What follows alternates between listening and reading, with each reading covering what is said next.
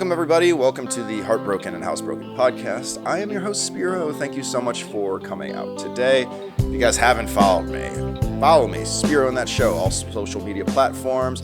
Drop the subscribe down here so you guys can get all the updates on when I post my stuff. I promise consistency is coming. It's just, I take on so much stuff. I take on too much stuff. I've been traveling for the last 2 months.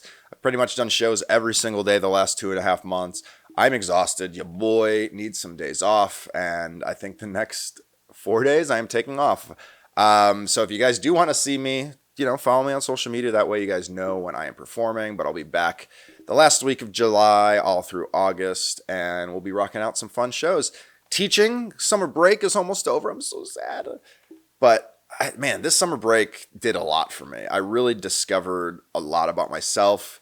I learned some things about my life that I didn't really fully understand.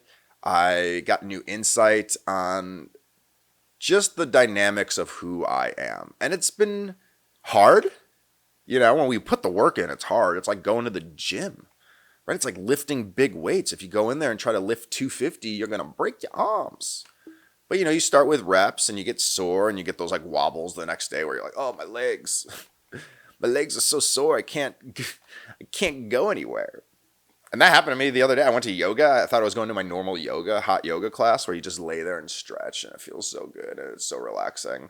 And I accidentally signed up for an earlier time because I was like, oh, it's just earlier. Perfect. I didn't read the full description. And when I went in there, I was like in the Cirque du Soleil yoga. These dudes and chicks were like standing on their heads. They were walking on their hands. They were contort. I didn't even know bodies could contort in that sort of way. And then there was me. I'm like, I was just here to lay down. But it was fun. I'm still sore from it. 4 days later, I'm still sore from it. It was insane. No wonder all those gymnasts are in insane shape. Maybe I'll do it again because I feel good after, but I feel sore. I feel like that's essentially what living with grief is. It's like you feel so sore and miserable during it. And then you're just kind of like, oh, like my body, I feel good. Like I feel like that was meant to be something. I felt like that did me some positive moving forward. And it's weird to think of that in that way. It's weird to think of going through tough times and grieving and then becoming a better person than you were. And I feel like I'm kind of in that point where I've taken all these lessons I've learned over the past, almost 10 years since Sarah's been diagnosed, almost 6 since she's passed. And I've been able to really use the experiences that I've went through in a positive way to push myself forward in life. And I've been really thinking about this recently because I met this wonderful couple when I was at the LA Comedy Club at the Strat last week.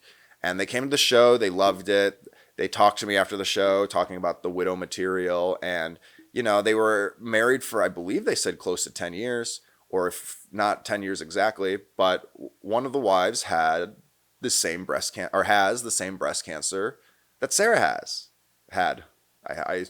I messed up those tenses. I'm getting back into school. Don't worry, I'll get my tenses correctly. But she has the same cancer that Sarah had.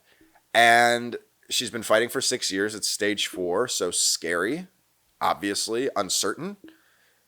Sarah was in stage 4, and we were very optimistic that she would battle through, and ultimately she didn't. So I can understand where these two are at.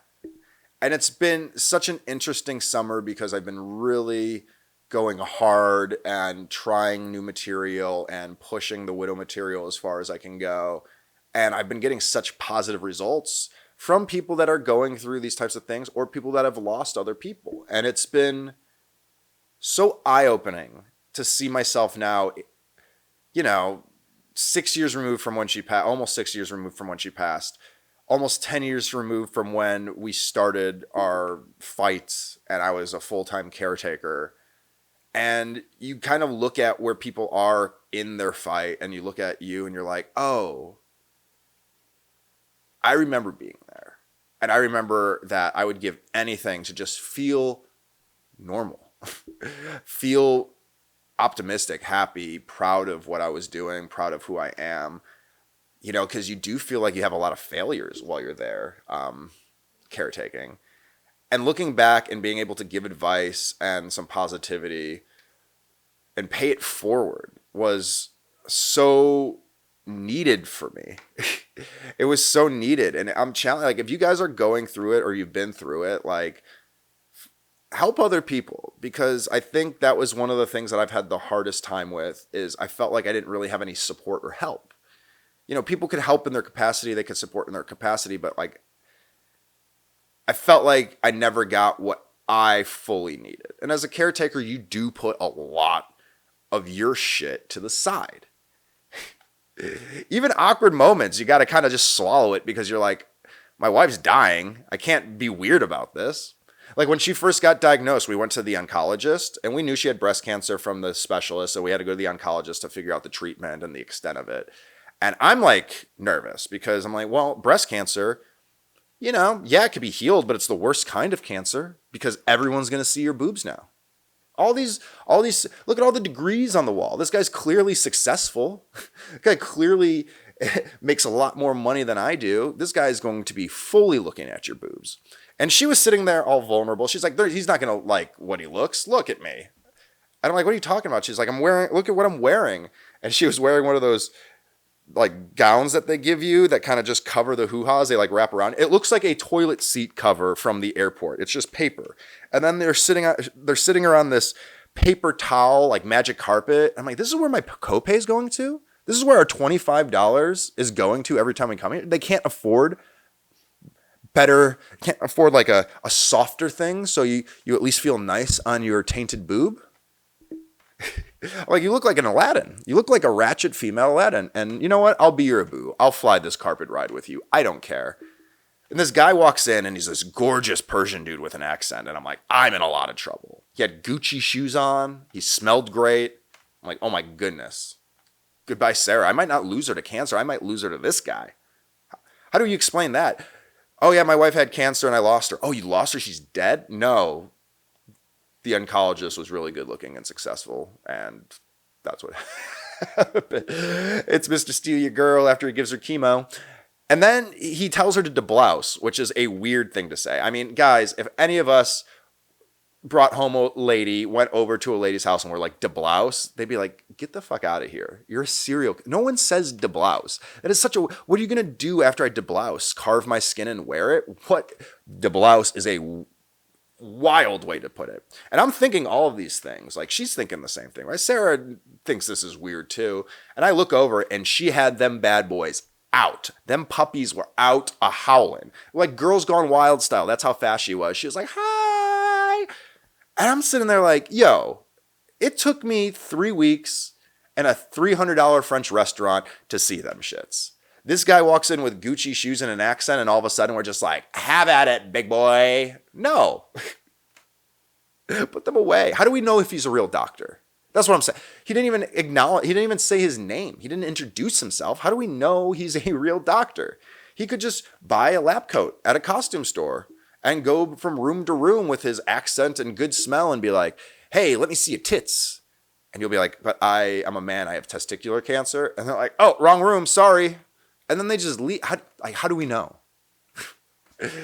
And then he starts examining, he's molding it. It's like he's forming clay. It was a lot. I was like, okay, bro, are you massaging it or are we like trying to find it? It's the size of a softball. It's pretty easy to find in there.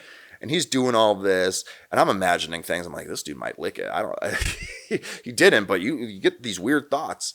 And then in the middle of the exam, he's very intense. It's quiet. I'm just watching in silence. It's the most cuck thing I've ever done. And then he just gets up, adjusts a tilted frame of one of his diplomas, and then goes right back to... And I think he realized that both of us were like, what? And then he just looks at us and he goes, you want your oncologist to be OCD. It's a good thing. And then he just continued going. And that story sticks out of my mind for so many ways because I'm just like, what a thing. What a thing watching some dude massage your woman's breast to save her life. To possibly save her life. Could you imagine your friend, your single friend going out there and just pretending to be an oncologist and like meeting women and be like, I'm just trying to save your life, baby.